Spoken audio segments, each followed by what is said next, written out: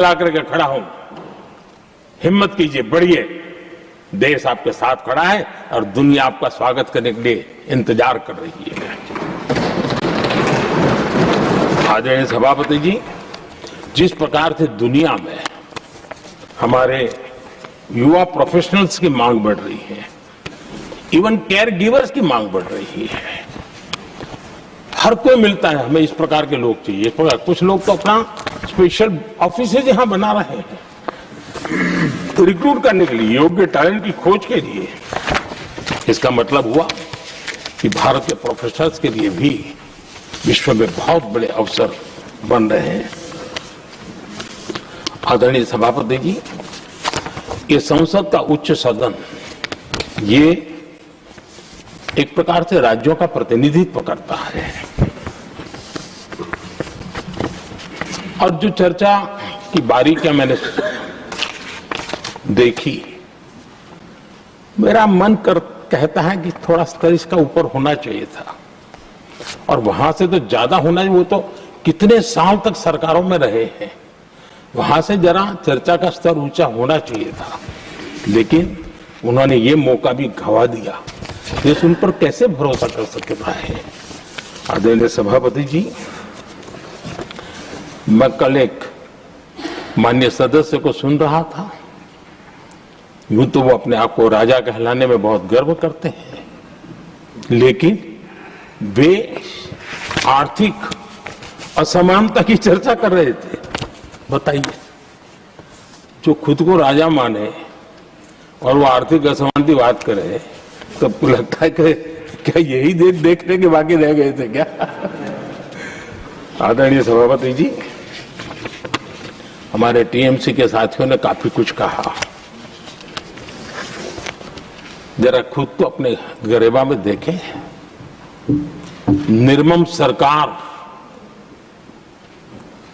पतन के जितने भी पैरामीटर्स हैं, उन सब पैरामीटर्स में नए नए रिकॉर्ड बनाते जा रहे हैं और यहां उपदेश दे रहे हैं। क्या हाल करके रखा हुआ है। ऐसी निर्मम सरकार से वहां के लोगों का भविष्य अंधकार के अंदर डूब रहा है, लेकिन इनको कोई परवाह नहीं है। सत्ता सुख के सिवाय कोई आकांक्षा नहीं और वे यहां उपदेश देते हैं। घुसपैठ, दुनिया का समृद्ध से समृद्ध देश भी अपने यहां गैर कानूनी नागरिकों को बाहर निकाल रहा है। हमारे देश में घुसपैठियों को बचाने के लिए अदालतों को तब तक प्रेशर पैदा किया जा रहा है। मेरे देश का नौजवान कैसे ऐसे लोगों को माफ करेगा जो घुसपैठियों की वकालत करने के लिए ताकत लगा रहे हैं। और घुसपैठिए मेरे देश के नौजवानों के हक छीन रहे हैं, उनकी रोजी रोटी छीन रहे हैं, आदिवासियों की जमीन छीन रहे हैं,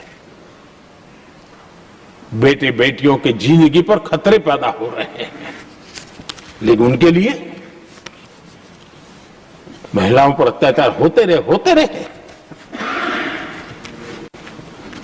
सत्ता नीति के सिवा कुछ करना नहीं और वो यहां पर हमें उपदेश दे रहे हैं।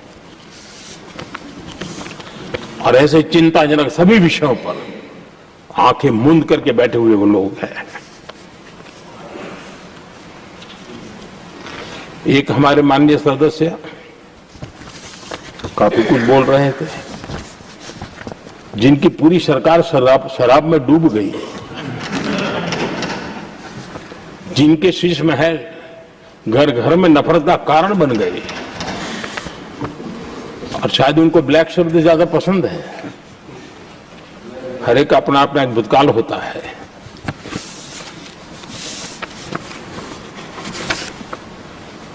पता नहीं ब्लैक के साथ उनका क्या पुराना रिश्ता है। आदरणीय सभापति जी, ऐसे सभी साथियों से मैं आज जरूर कहूंगा, तुम कितना दुनिया को धोखा दोगे, तुम कितना दुनिया को धोखा दोगे। आईना देख लिया तो अपनी सच्चाई कहां छिपाओगे?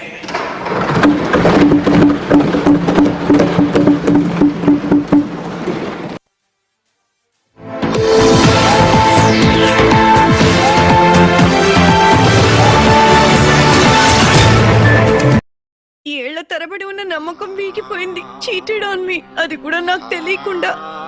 అను, తను నన్ను కూడా మోసం చేశాడు. మమ్మల్ని కూడా. అక్క, నన్ను కూడా. టైం వచ్చేసింది. దాన్ని ఇంట్లో నుంచి తరిమై.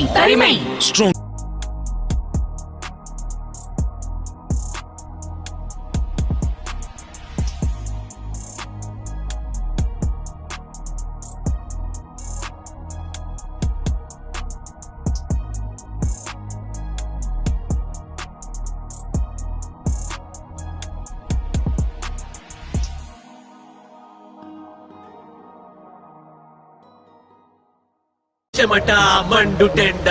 కెప్టెన్ కూల్, ఇప్పుడు కూడా ఎలా ఇంత cool? Captain cool, captain cool, captain cool, captain cool. వేసవిలో బాడీ కూల్ గా ఉంటే తప్ప మైండ్ కూల్ గా ఉండదు. అందుకే డెటాల్ ఐసీ కూల్. ఇది వేడి చెమట వల్ల వచ్చే జర్మ్స్ తొలగించి ఇస్తుంది 3 రెట్లు ఎక్కువ కూలింగ్. కెప్టెన్ కూల్ లాగా cool with Dettol icy cool. Be captain cool with Dettol icy cool. Project లో ఫుల్ అమౌంట్ వచ్చినట్టుంది. ఏం చేస్తున్నావు? Yeah, travelling, fun, enjoyment. Brother, enjoyment ఎప్పుడైనా చేయొచ్చు, ఇన్వెస్ట్మెంట్ ముందు చేయడం ముఖ్యం. ఇప్పుడు మన స్వర్గసీమ అద్భుతమైన ఆపర్చునిటీ అమేయ రూపంలో తీసుకొచ్చింది. 30+ ఎమ్యూనిటీస్, 10 years మెయింటెనెన్స్ ఫ్రీ ఉంది. వీకెండ్ హోమ్ కట్టించుకునే అద్భుతమైన అవకాశం. బెంగళూరు హైవేకి త్రిబులార్కి దగ్గరగా. ఒక్కసారి ఫ్యామిలీతో విజిట్ చేయండి. మంచి అవకాశం. స్వర్గసీమ వారి అమేయ ఎక్స్టెన్షన్. లైఫ్ లో సెటిల్ అయ్యాక ప్రాపర్టీ కొందాం అనుకుంటారు. అమేయాలో ప్రాపర్టీ కొనడమే సెటిల్ అవ్వడం అంటే. తెలంగాణలో అతిపెద్ద family shopping mall Mangalya shopping mall ఇప్పుడు కర్మాన్ ఘాట్ లో సినీ తార శ్రీలీల గారిచే ఫిబ్రవరి 6వ తేదీన మహా శుభారంభం. ప్రారంభోత్సవ ఆఫర్లు మిస్ కాకండి. Mangalya shopping mall, opposite collegium mall, Karman ghat.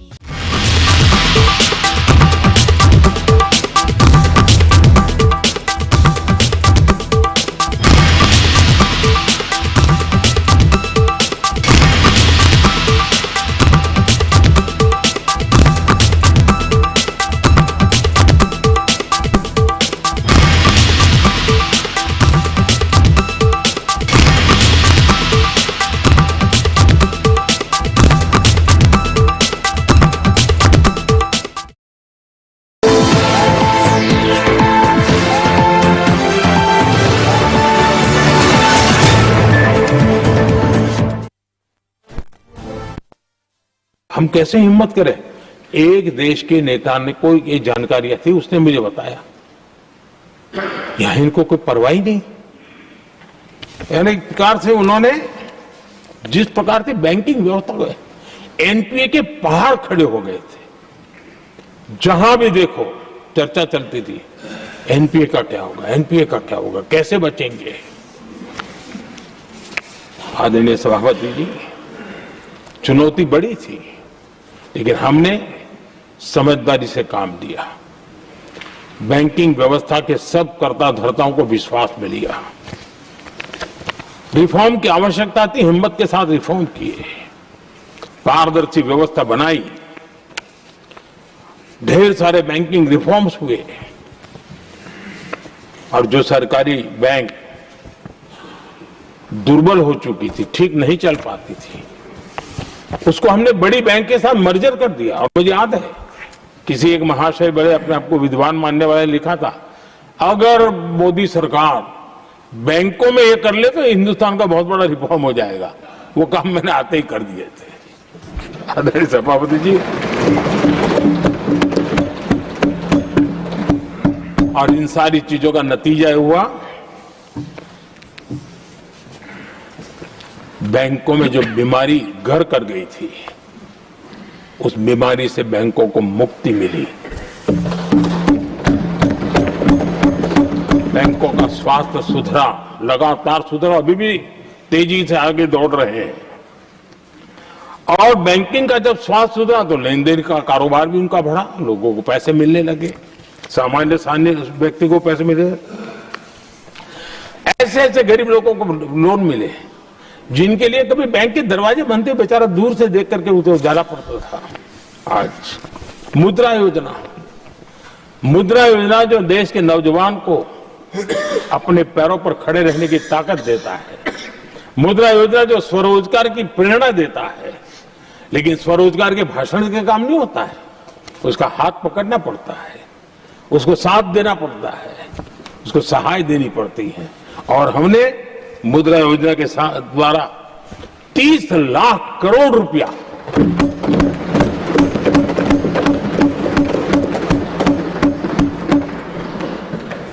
₹30 से ज्यादा लोन मुद्रा योजना के माध्यम से और बिना गारंटी देश के नौजवानों के हाथ में दिया और उन्होंने अपने कारोबार को आगे बढ़ाया। और गर्व की बात है, उसमें बहुत बड़ी मात्रा में माताएं बहनें भी हकदार बनी, लाभार्थी बनी।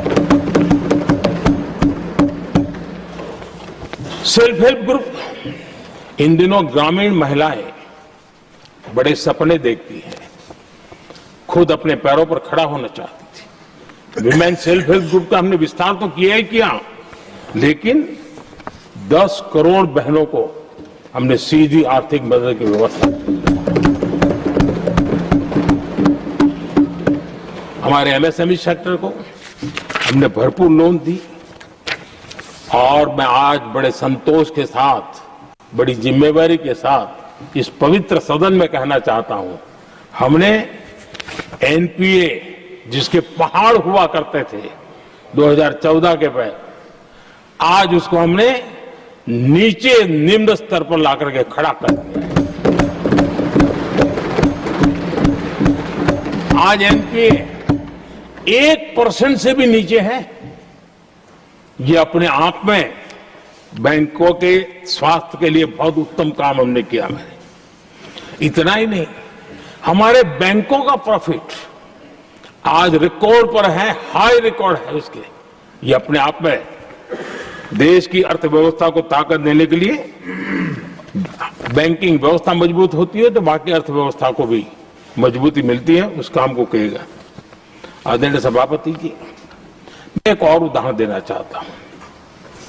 हमारे पीएसयूज, आमतौर पर पीएसयूज के संबंध में ये मान्यता बन चुकी थी, वो बनते ही हैं बीमार होने के लिए, वो बनते ही हैं बर्बाद होने के लिए, वो बनते ही हैं बंद होने के लिए। हमने इस पूरी मानसिकता को हकीकतों के आधार पर बदलने में सफलता प्राप्त की है। और ये लोग पीएसयूज को लेकर के कितनी गलत बातें फैलाते थे। अर्बन नक्सल की तरह ऐसे पीएसयूज के दरवाजे के बाहर मजदूरों की मीटिंग करके भड़काने का पाप करते थे, गुमराह करने का काम करते थे। इन्होंने LIC, state bank of India और भी HAL, ऐसे हर एक को बड़ा भला बुरा और इतना भद्दे तरीके से, जब उनकी सरकार थी तब तो ये इन चीजों को संभाल नहीं पाते थे, उसको कुछ कर भी नहीं पाते थे। आदरणीय सभापति जी, हमने इसमें भी हिम्मत दिखाई। हमने पीएसयूज के संबंध में भी रिफॉर्म्स किए, रिफॉर्म्स की एक लगातार परंपरा चलाई। आज LIC बेस्ट तरीके से होता है, पूरे कार्यकाल में अपना LIC का जन्म हुआ तब तक उत्तम से उत्तम परफॉर्मेंस का कालखंड उसका गुजर रहा है। जिन पीएसयूज को कांग्रेस के नेता ताले लगवाने की कगार पर पहुंच चुका था और उसी पर अपनी राजनीतिक रोटी सेकने का प्रयास भी किया गया था, आज हमारे पीएसयूज रिकॉर्ड प्रॉफिट पर हैं।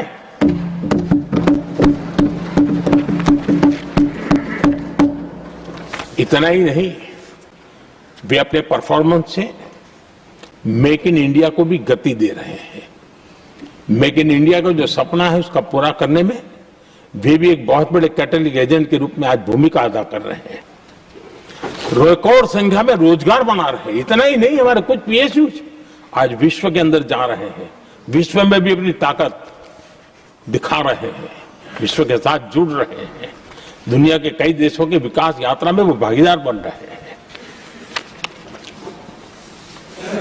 आज हमारे पीएसयूज को बहुत बड़े बड़े ऑर्डर देश से भी और देश के बाहर से भी मिलने लगे हैं। ये अपने आप में मैं जो कहता हूं ना, एक बहुत महत्वपूर्ण पड़ाव पर ये देश 25 साल है, उसका संकेत यहां नजर आता है।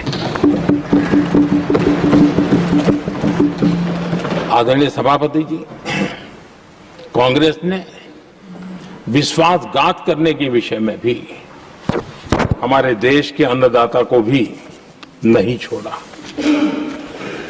इस देश में 10 करोड़ किसान ऐसे हैं जिनके पास 2 हेक्टेयर से भी कम जमीन है, छोटे किसान हैं।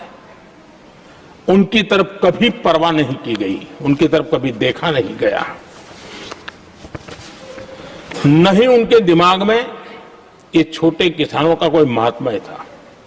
उनको लगता है कुछ बड़े लोगों को संभाल लिया तो गाड़ी चल जाएगी, और यही राजनीति करते रहे। आदरणीय सभापति जी, हमारे दिल में छोटे किसान के प्रति एक दर्द था। हम जमीनी हकीकतों से परिचित थे और उसी के कारण हम पीएम किसान सम्मान निधि योजना लेकर के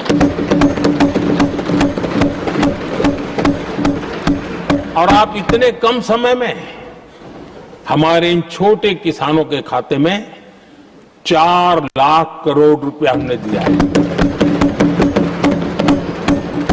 4 लाख करोड़ रुपया आंकड़ा छोटा नहीं होता है आदरणीय सभापति जी, और उसने हमारे छोटे किसानों को एक नई ताकत दी है, नए सपने देखने का सामर्थ्य दिया है। और मुझे पक्का विश्वास है कि हमारा किसान उस दिशा में जरूर भारत की आशा अपेक्षा के अनुरूप परिणाम देगा।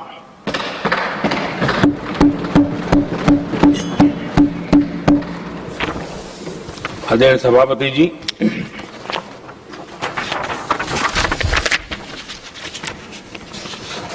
यहां कुछ साथियों ने इम्प्लीमेंटेशन के संबंध में शिकायतों का भाषण काफी किए। शायद वो तय करके आए थे कि ऐसा ऐसा बोलना है, तो इस वक्त उनका ऐलान दिखता था, बाकी मतलब नहीं दिखता है। आदरणीय सभापति, जब ये इम्प्लीमेंटेशन को लेकर के इतनी बड़ी बड़ी बातें करते हैं, मैं एक जरा किस्सा सुनाता हूं। मैं किसी का भला बुरा कहने के लिए नहीं कर रहा हूं, मैं सिर्फ हकीकतें रख रहा हूं। परेशानी जिनको होगी उनको होगी, लेकिन तथ्य तो तथ्य ही होते हैं। हमारे देश के एक नेता हिमाचल प्रदेश के दौरे पर देते हैं और वहां से आने के बाद उन्होंने खुद ने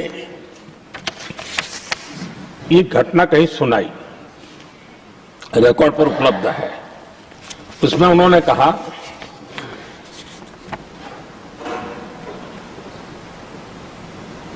उस नेता ने क्या कहा, मैं उन्हीं के शब्द पढ़ रहा हूं।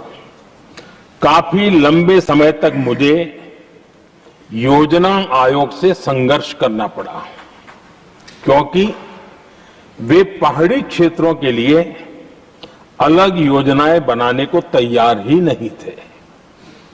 मैं हिमाचल प्रदेश गई थी, जब मैं वापस आई तो मैंने योजना आयोग में कहा कि हमारे कामदारों को, वर्कर्स को जीप की जरूरत नहीं है, बल्कि खच्चरों की आवश्यकता है, ताकि कम से कम उन पर सामान आदि लादा जा सके। आगे उन्होंने कहा, लेकिन मुझे बताया गया हम पैसा तो जीप के लिए ही देंगे, क्योंकि खच्चरों के लिए पैसे देने की पॉलिसी नहीं है। इसी भाषण में आगे वो कहती हैं, अब वहां सड़कें ही नहीं थी। उनका कहने का कारण यह था कि हिमाचल में जहां वो गई वहां सड़कें ही नहीं थी। अब वहां सड़कें ही नहीं थी तो फिर उस पर जीप का क्या लाभ हो सकता है? जीप लेकर के कौन जाएगा जहां रोड नहीं है? लेकिन उस समय योजना आयोग का जोर था या तो जीप या तो कुछ भी नहीं। आदरणीय सभापति जी, ये भाषण किसी और का नहीं, ये कांग्रेस के वरिष्ठ नेता और तत्कालीन प्रधानमंत्री इंदिरा गांधी का भाषण है।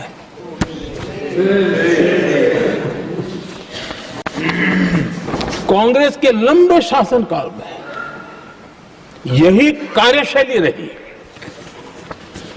और जिसको इंदिरा जी खुद जानती भी थी कि ये पाप चल रहा है,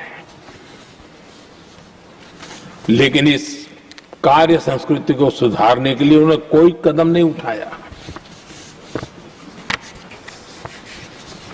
और इंदिरा गांधी जिस प्लानिंग कमीशन की धज्जियां उड़ा रही थी, उसके जन्मदाता उनके स्वयं के पिताजी थे। और प्लानिंग कमीशन को बना और इंदिरा जी ने जब कहा, उसके बीच में 2 दशक बज चुके थे, लेकिन हाल यही था।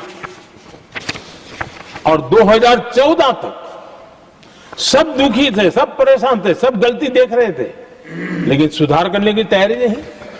2014 के बाद जब आपने हमें मौका और कांग्रेस ने जिस प्रकार से प्लानिंग कमीशन अटकाना लटकाना भटकाना वाली कार्यशैली बना दी थी, 2014 में जब हमें मौका मिला तो हमने आकर के काम किया, प्लानिंग कमीशन को खत्म कर दिया और नीति आयोग को बनाया। आज नीति आयोग बहुत तेज गति से काम कर रहा है। अब देखिए एस्पिरेशनल डिस्ट्रिक्ट, वो भी एक बड़ा प्रेरक उदाहरण है। और मैं तो देख रहा हूं कि डेवलपिंग कंट्रीज के लिए, विकास के लिए एक मॉडल के रूप में वैश्विक संस्थाएं इसको अनुमोदन दे रही है।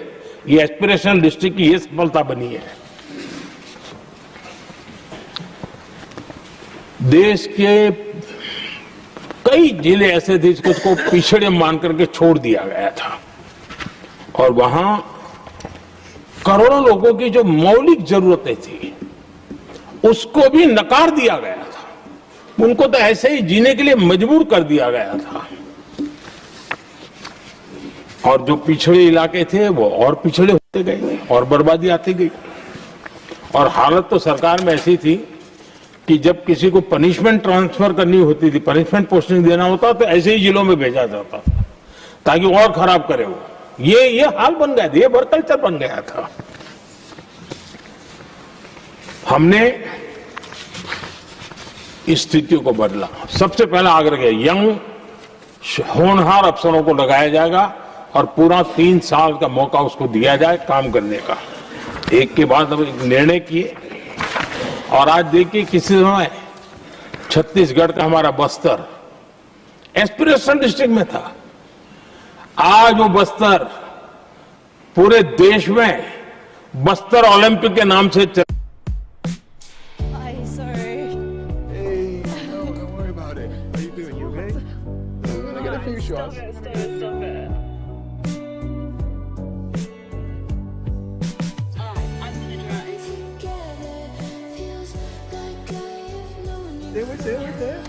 Who's that? See what happens. One camera, decades of possibilities. The new Instax Mini Evo Cinema. सभापति जी, इम्प्लीमेंटेशन क्या होता है? ये एस्पिरेशनल डिस्ट्रिक्ट एक बहुत बड़ा शानदार उदाहरण है। ऐसे तो सैकड़ों उदाहरण हैं, लेकिन मैं कहने के लिए इसको उल्लेख कर रहा हूं।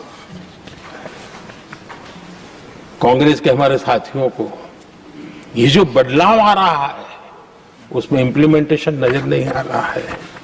और उनका तो एक ही वो प्लानिंग कमीशन वाला मॉडल है, जीप और खच्चर वाला मॉडल, यही वो लोग जानते हैं, उससे आगे कुछ नहीं जानते। और ये इम्प्लीमेंटेशन कैसे करते हैं? मेरा जन्म नहीं हुआ था उसके पहले सरदार वल्लभ भाई पटेल ने नर्मदा नदी पर बांध बांधने की कल्पना की। विषय तो पक्का हो गया, सरदार साहब नहीं रहे, खैर नेहरू जी ने शिलान्यास किया। अब इंप्लीमेंटेशन देखिए इनको। मेरा जन्म नहीं हुआ था जब इसकी कल्पना की गई थी, और प्रधानमंत्री बनने के बाद मैंने उसका उद्घाटन किया, ये हाल है।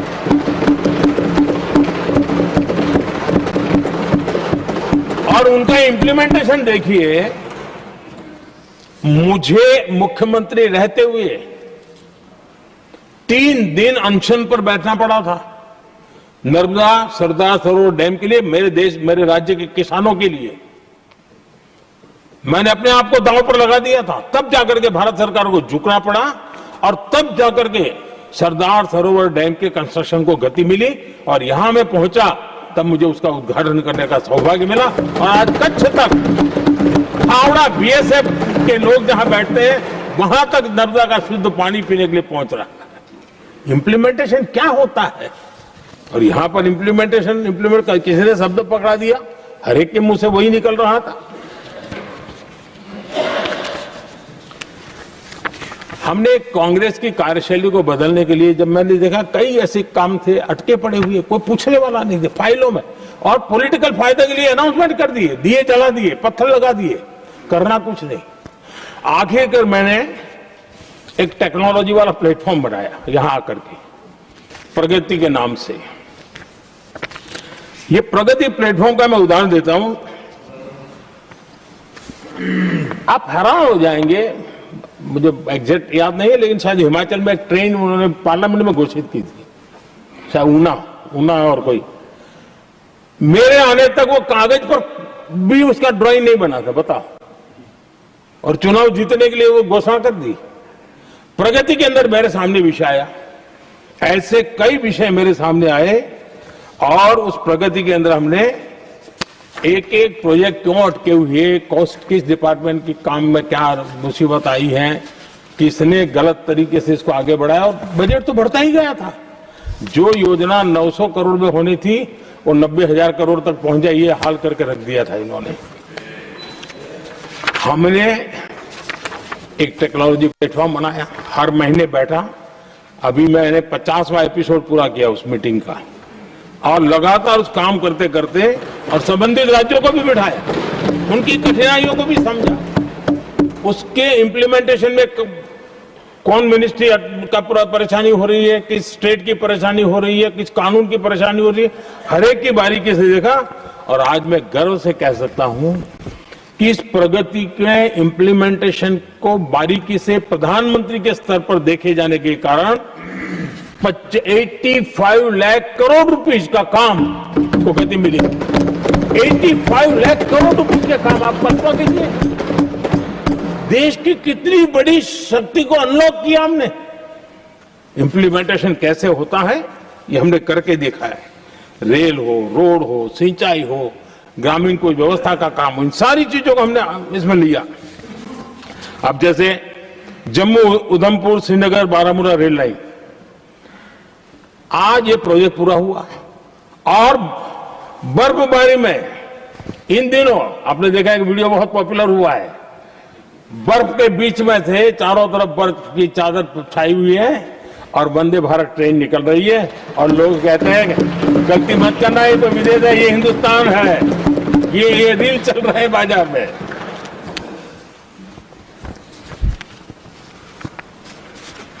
लेकिन 3 दशक तक यही प्रोजेक्ट लटका हुआ था। 3 दशक, 30 साल, आप कल्पना कर सकते, 2 पीढ़ी आगे बढ़ जाए, ये यही के अटके पड़े थे। हमारी सरकार ने इसको पूरा किया।